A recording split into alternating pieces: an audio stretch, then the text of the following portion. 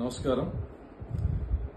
విజయవాడ నగరంలో డాక్టర్ బాబాసాహెబ్ అంబేద్కర్ గారి విగ్రహం దగ్గర జగన్మోహన్ రెడ్డి పేరు గల అక్షరాలని ఎవరో ధ్వంసం చేస్తే వైఎస్ఆర్ కాంగ్రెస్ పార్టీ తెలుగుదేశం ప్రభుత్వాన్ని చంద్రబాబు నాయుడు గారిని ద్వేషిస్తూ విమర్శిస్తూ మాట్లాడుతూ ఉన్నారు.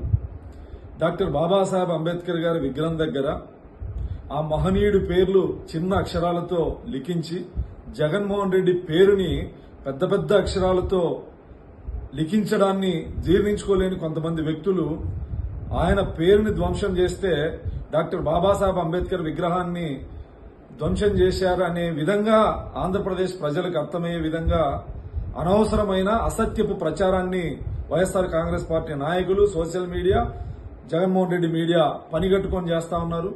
డాక్టర్ బాబాసాహెబ్ అంబేద్కర్ గారి 125 అడుగుల విగ్రహాన్ని రాజధాని నడిబొడ్డున నిర్మించాలి, అదేవిధంగా స్మృతివనాన్ని ఏర్పాటు చేయాలని చెప్పేసి భూమిని కేటాయించి డాక్టర్ బాబాసాహెబ్ అంబేద్కర్ గారి యొక్క చరిత్రని భావితరాలకు తెలియజెప్పే విధంగా స్మృతివనం ఉండాలనే ఉద్దేశంతో నారా చంద్రబాబు నాయుడు గారు అమరావతి ప్రాంతంలో శంకుస్థాపన చేయడం జరిగింది. అక్కడ అంబేద్కర్ గారి విగ్రహాల్ని సైతం దొంగలించినటువంటి వైఎస్ఆర్సీపీ నాయకులు డాక్టర్ బాబాసాహెబ్ అంబేద్కర్ గారి పేరు మీద విద్యార్థులకి స్ఫూర్తినివ్వాలని, చదువుకి కులం గాని ఆర్థిక పరిస్థితి గాని అడ్డు రాకూడదని డాక్టర్ బాబాసాహెబ్ అంబేద్కర్ గారి జీవితాన్ని విద్యార్థుల్లో స్ఫూర్తిని నింపొందించేందుకు నారా చంద్రబాబు నాయుడు గారు విదేశీ విద్యకు డాక్టర్ బాబాసాహెబ్ అంబేద్కర్ గారి పేరు పెట్టి అంబేద్కర్ విదేశీ విద్య అని నామకరణం చేస్తే జగన్మోహన్ రెడ్డి గారు అంబేద్కర్ గారి విదేశీ విద్య పేరుని తీసేసి జగనన్న విదేశీ విద్య అని చెప్పేసి పెట్టుకున్నటువంటి మూర్ఖుడు జగన్మోహన్ రెడ్డి. ఆ రోజు మాట్లాడని వైఎస్ఆర్ కాంగ్రెస్ పార్టీ నాయకులు ఈ రోజు రోడ్ల మీదకి వచ్చి డాక్టర్ బాబాసాహెబ్ అంబేద్కర్ గారి పేరు ఉచ్చరించడానికి కూడా అర్హత లేనటువంటి వీళ్లు. డాక్టర్ బాబాసాహెబ్ అంబేద్కర్ రాజ్యాంగాన్ని 5 సంవత్సరాల్లో అమలు చేసినటువంటి దాఖలాలు లేవు. వాళ్ళ తాత రాజారెడ్డి యొక్క రాజ్యాంగాన్ని అమలు చేసి వ్యవస్థల్ని నాశనం చేసి న్యాయ వ్యవస్థని, శాసన వ్యవస్థని అన్యాయం చేసి భ్రష్టు పట్టించి ప్రజల్ని, అన్ని వర్గాల ప్రజల్ని హింసించినటువంటి జగన్మోహన్ రెడ్డి ప్రజాస్వామ్యం గురించి మాట్లాడడం వైఎస్ఆర్ కాంగ్రెస్ పార్టీ నాయకులు ఇది చాలా సిగ్గుచేటు. 27 దళిత సంక్షేమ పథకాలు రద్దు చేస్తే నోరు మెదపని వైసీపీ నాయకులు ఈరోజు జగన్మోహన్ రెడ్డి గారి పేరుని ఎవరో ఆకతాయిలు ధ్వంసం చేస్తే ఈరోజు నానా యాగి చేస్తున్నటువంటి వీళ్లు, గతంలో మనుషుల్ని చంపేసి డోర్ డెలివరీ చేస్తే నోరు మెదపనటువంటి వీళ్లు ఈరోజు చంద్రబాబు నాయుడు గారి ప్రభుత్వాన్ని, కూటమి ప్రభుత్వానికి చెడ్డ పేరు తెచ్చే విధంగా, దళితుల్లో విద్వేషాలు రెచ్చగొట్టే విధంగా ఈరోజు వాళ్ళ మీడియాలో గాని, సోషల్ మీడియాలో గాని వైఎస్ఆర్ కాంగ్రెస్ పార్టీ నాయకులు చేస్తున్నటువంటి అల్లరి ఏదైతే ఉందో ఈ రాష్ట్ర ప్రజలు దీన్ని నమ్మాల్సినటువంటి అవసరం లేదు.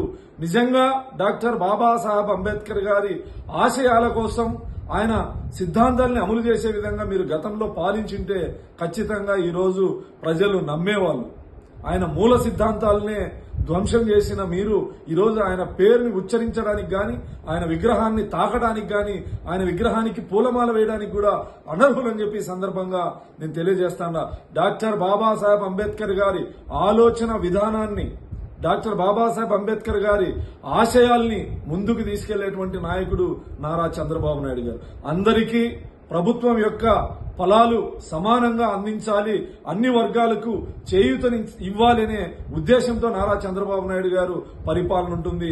జగన్మోహన్ రెడ్డి గారి లాగా కొంతమందికే ఫలాలు అందాలి, కొంతమందికే పదవులు ఉండాలి, కొంతమందికే అధికారం ఉండాలి, తన సామాజిక వర్గానికే అధికారం ఉండాలి, విధులు నిధులు ఉండాలని అనేటువంటి దుర్మార్గమైన ఆలోచన జగన్మోహన్ రెడ్డికి ఉంటుంది.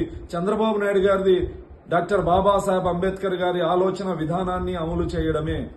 ఈ పేరుతో ఈ రాష్ట్రంలో దళితుల మధ్య, బీసీల మధ్య విద్వేషాలు రెచ్చగొట్టాలనే దురుద్దేశం ఏదైతే ఉందో జగన్మోహన్ రెడ్డి పద్ధతి మార్చుకోవాలని చెప్పి సందర్భంగా విజ్ఞప్తి చేస్తూ ఈరోజు జగన్మోహన్ రెడ్డి గారు పత్రికా ప్రకటన విడుదల చేయడం జరిగింది.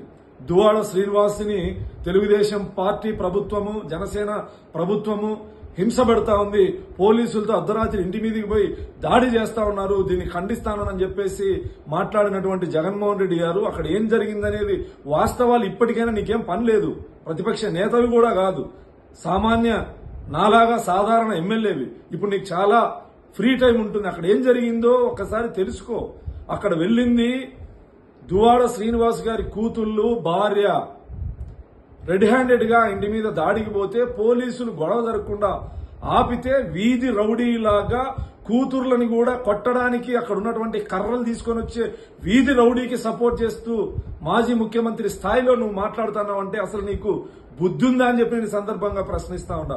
గతంలో అనేక వేదికల మీద పవన్ కళ్యాణ్, ఈ రాష్ట్ర ఉప ముఖ్యమంత్రి పవన్ కళ్యాణ్ గారిని ఉద్దేశించి మాట్లాడుతూ ఒక భార్య ఉండగా మరొక పెళ్లి చేసుకున్నాడని చెప్పేసి మాట్లాడే పవన్ కళ్యాణ్ గారు చట్టబద్దంగా విడాకులు ఇచ్చిన తర్వాత మరొకరిని వివాహం చేసుకోవడం జరిగింది.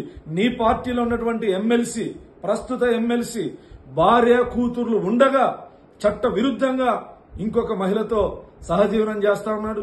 ఒక పక్క రాజ్యసభ సభ్యుడు చూస్తే ఇంకొక ఆయన మదన్మోహన్ అని ఆయన వచ్చి నా పుట్టబోయే బిడ్డకు తండ్రి ఎవరు, DNA టెస్ట్ చేయించండి, విజయసాయి రెడ్డి తండ్రి అని చెప్పేసి ఇలాంటివన్నీ, ఇలాంటి నీచ నికృష్టమైన వ్యవహారాలన్నీ నీ పార్టీలో పెట్టుకుని అనవసరంగా మా పార్టీ మీద బురద జల్లాలని చూస్తే సహించం. రేపో మాపో ఈ మెంటల్ కృష్ణ జగన్మోహన్ రెడ్డి ఖచ్చితంగా చలో టెక్కల్ అనే కార్యక్రమాన్ని కూడా ఇస్తాడు.